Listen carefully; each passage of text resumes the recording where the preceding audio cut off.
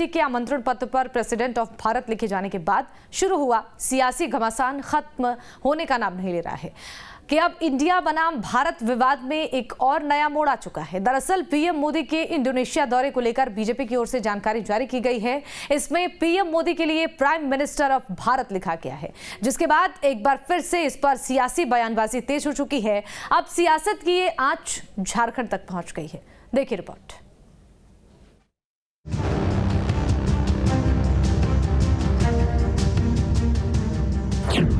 क्या बदल दिया जाएगा देश का नाम? भारत के नाम पर तेज हुई सियासत। जेएमएम के निशाने पर केंद्र सरकार। देश के नाम पर क्यों छिड़ी रार? इंडिया जो कि भारत है, राज्यों का एक संघ होगा। संविधान के अनुच्छेद 1 में कुछ इसी तरह देश के नाम का जिक्र है, जहां देश के लिए इंडिया और भारत दोनों नामों का इस्तेमाल किया गया है। अनुच्छेद 1 ऐसा अकेला अनुच्छेद है जिसमें लिखा गया है कि देश को आधिकारिक तौर पर क्या बुलाया जा सकता है। इसके तहत हिंदी में देश को भारत गणराज्य और अंग्रेजी में रिपब्लिक ऑफ इंडिया लिखा जाता है। संविधान में साफ साफ नाम के जिक्र के बाद भी देश में सियासी भूचाल आया है। इस भूचाल की वजह है सरकारी निमंत्रण पत्र पर देश का नाम भारत लिखना। मंगलवार को राष्ट्रपति भवन की ओर से G20 के लिए जारी निमंत्रण पत्र में प्रेसिडेंट ऑफ भारत लिखा गया था। इसके बाद शुरू हुआ सियासी घमासान थमा भी नहीं कि भारतीय जनता पार्टी के प्रवक्ता संबित पात्रा ने प्रधानमंत्री नरेंद्र मोदी की इंडोनेशिया यात्रा को लेकर आधिकारिक जानकारी साझा की। इसमें उन्होंने प्राइम मिनिस्टर ऑफ भारत लिखा था। फिर क्या था? दिल्ली से शुरू हुआ ये राजनीति संग्राम झारखंड तक पहुंच गया और शुरू हुआ बयानबाजी का दौर, जहां जेएमएम ने केंद्र सरकार पर निशाना साधते हुए कहा कि बीजेपी इंडिया गठबंधन से इतना डर जाएगी, इसका अंदाजा नहीं था। ये बहुत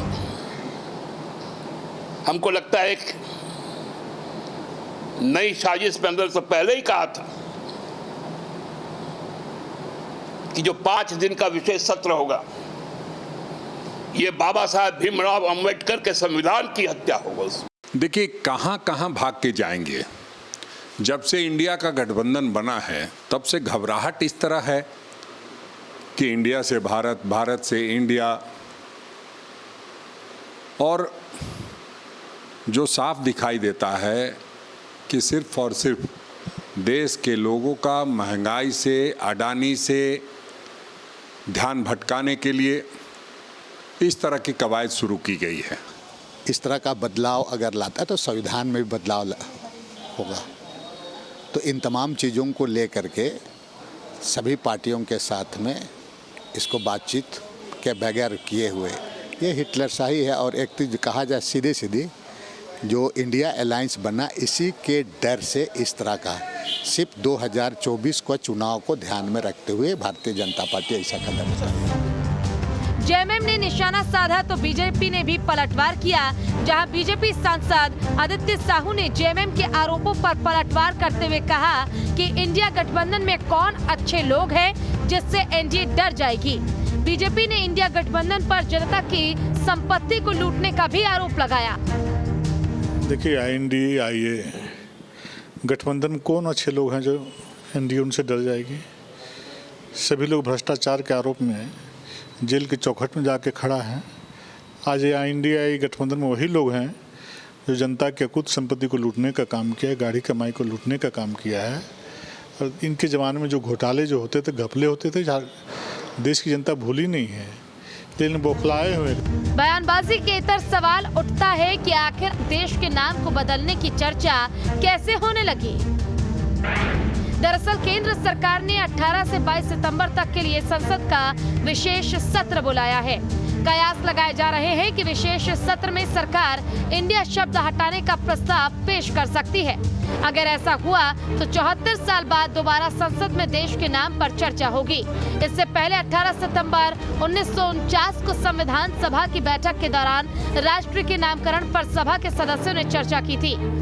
संविधान के अनुच्छेद 1 से जुड़ा संशोधन सभा के सदस्य हरि विष्णु कामत पेश कर रहे थे।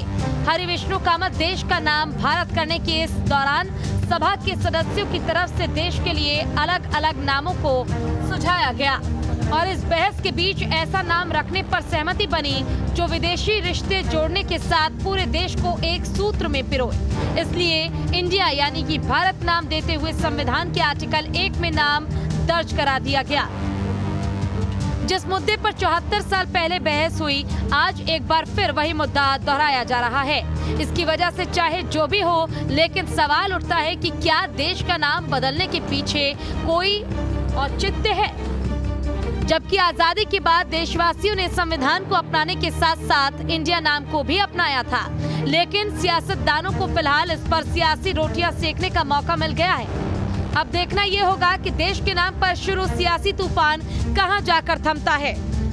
रांची से कुमार चंदन के साथ bureau report, news state, Bihar Jharkhand.